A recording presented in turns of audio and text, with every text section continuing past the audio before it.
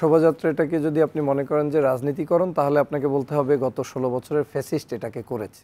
যেমন একটু আগে আপনি নিজেই বললেন যে বাংলাদেশের আনন্দ শোভাযাত্রা নামের এবছর হলো এবং এটাকে নতুন নামকরণ দেওয়া হয়নি, পূর্বের নামে ফিরে এসেছে। দ্যাট মিনস এটা এস্টাবলিশ যখন হয়, তৎকালীন সময় থেকে যে নামে ছিল সেটাতে নতুন যারা এখন আয়োজন করেছে তারা সেই নামেই চলে গিয়েছে। তার মানে তারা ওল্ডের সাথেই আছে এবং তারা জন্মসূত্রে যেটা আছে সেইটার সাথেই আছে। মাঝখানে আওয়ামী লীগ বরং এই রাজনীতি করতে গিয়ে, পার্শ্ববর্তী একটি দেশকে খুশি করতে গিয়ে এবং একটি গোষ্ঠীকে খুশি করতে গিয়ে তারা এটাকে নাম দিয়েছে মঙ্গল শোভাযাত্রা। তারা এটার ভিতরে তাদের বিভিন্ন ধরনের অপসংস্কৃতি ঢুকিয়েছে যেগুলো বাংলাদেশের না। একটু আগে যেটা স্যার মেনশন করলেন যে তারা 26টার অধিক নৃগোষ্ঠীকে এখানে তুলে আনার চেষ্টা করলেন। এটা তো নতুনত্বের কিছু নেই, এখানে তো রাজনীতির কিছু নেই, এটা তো আমার দেশের অধিকার। একজন ব্যক্তিও যদি, টোটাল মানুষ যদি আমার 20 কোটিও থাকে, একজন ব্যক্তি যদি ভিন্ন আদর্শের, ভিন্ন ধর্মের, ভিন্ন চিন্তার থাকে, ওই লোকটারও যে মর্যাদা আর ওই 20 কোটি মানুষের একই মর্যাদা।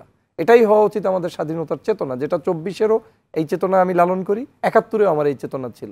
কিন্তু এই চেতনাগুলোকে বারবার ব্র্যাকেটের ভিতরে রাখা হয়েছে। আমি যেটা উদাহরণ দিয়ে বললাম, আপনি কি মনে করেন যে এই বাংলাদেশের বৈশাখ উৎসব হবে, এখানে আলেম শ্রেণী থাকবে না, দাড়িওয়ালা থাকবে না, টুপিওয়ালা থাকবে না? সে কি আমার দেশের নাগরিক না? হোক তার মতো করে, সে তার মতো করে ওখানে নাদ গাক না, সেখানে তার মতো করে যে সত্যবোধ, তাকে আমরা যুক্ত করি নাই দেখেই কিন্তু তাদের মধ্যে এক ধরনের অবশ্যই আমি তো খুশি হয়েছি, আমি তো খুবই খুশি হয়েছি যে আজকে তারা র্যালি করেছে। এটাই সংস্কৃতিটাকে যখন সবার ভিতরে আপনি ছড়িয়ে দিতে পারবেন, তখনই ওই সংস্কৃতি পালন করতে গিয়ে পুলিশ প্রোটেকশন লাগবে না। এটা সরি থামানোর জন্য, সেটা হচ্ছে যে উৎসবটা কেন উৎসবটা কেন? উৎসব হচ্ছে যে একটা সম্মিলন এবং সংযোগ। আমরা তো বাসায় পান্তা খেয়ে শুয়ে থাকতে পারি, সারাদিন ঘুমোতে পারি, কিন্তু কেন আমরা যাই? এটা একটা সম্মিলন, এটা একটা সংযোগ, এটা সবার সাথে কিন্তু আনন্দটা ভালো হয়।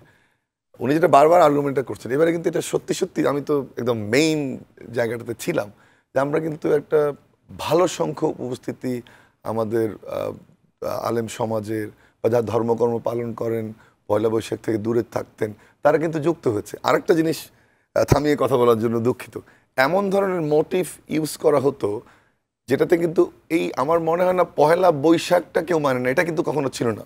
পয়লা বৈশাখের উৎসবটা নিয়ে প্রশ্ন ছিল।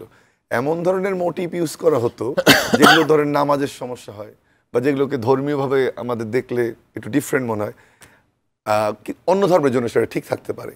আবার অন্য ধর্মের প্রতি তো তরমুজ তো কারো কোনো সমস্যা না, বা একটা মাছ তো কারো কোনো সমস্যা না, বা একটা উনি যেটা বললেন যে লাঙল তো কারোর জন্য সমস্যা না। এই যে চিন্তাটা কর্তৃপক্ষের বা চারুকলার বা এবার আমাদের যে চিন্তাটা, সেটাও কিন্তু আরো বেশি মানুষকে সংযুক্ত করতে পেরেছে। সো এই ঢাকা বিশ্ববিদ্যালয় জাতিকে নেতৃত্ব দেয় মেধার জায়গাটায়, রাজনীতির জায়গাটায়।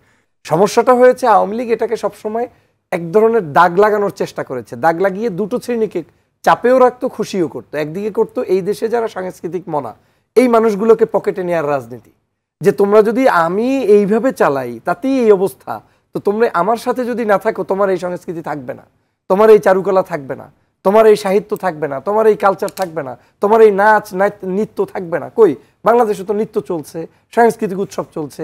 আজকের একই দিনে, যেটা আমি উদাহরণ দিয়ে বললাম, যে আজকে একই দিনে একই প্ল্যাটফর্মে আপনার গান হচ্ছে, বাদ্য হচ্ছে, অনুষ্ঠান হচ্ছে, আরেক জায়গায় গিয়ে মেলা হচ্ছে, আরেক জায়গায় ইসলামিক পিপলরা তারা লাঙ্গল টাঙ্গল নিয়ে রেলি টেলি করে, সেগুলোও মিডিয়ায় এসেছে।